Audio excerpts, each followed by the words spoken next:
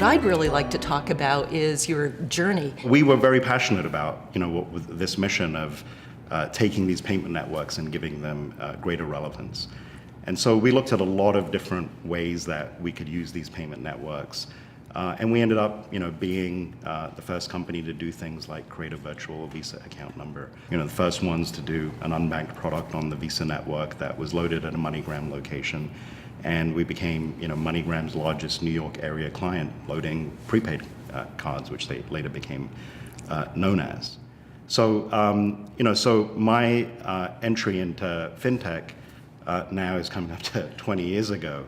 It was a very different point in time, but it was still a very exciting time for different reasons. What are you doing at Shoptalk? Yeah, so let me share what we're doing at Shoptalk. So the way that I think about Money 2020 and what we looked to accomplish there was, let's create this new dialogue, new narrative, and new community. Shoptalk is basically doing the same thing that we did for fintech, except doing it for retail and e-commerce.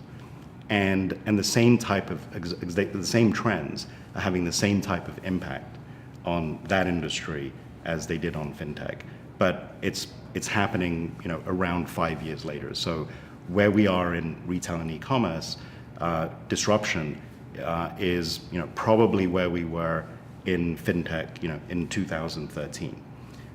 Different forces contributing to, why disruption is happening at a later stage. It probably happened actually early in fintech. And so Shoptalk is about disruption of retail, but it doesn't talk about where retail is really today going forward. It's far more about looking at the consumer and working backwards. So the thesis that we articulated for the retail and e-commerce ecosystem was that we have to go all the way to how consumers discover, shop, and buy, and work backwards. If you were talking now, knowing what you know now, to your younger self 20 years ago when you were at the start of this journey, what advice would you have given that younger Anil Aggarwal? I did get an amazing piece of advice back then. And it was, like I was having this conversation yesterday, it was from my dad. And he basically said to me, you just have to get started.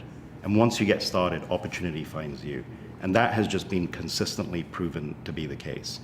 That things do take time, but they ultimately get there if one thing is true.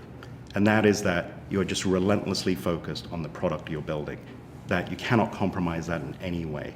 And if you just stay focused on that product, that means that you're thinking about every possible stakeholder. What's in it for them? What's the right thing for them? You're comparing it, to some degree, what's there today, but more so, what is it that people need, even if they don't know they need it? And if you just focus on that and you keep at it, it takes time, but you ultimately will build something that is, extremely useful to people and extremely valuable.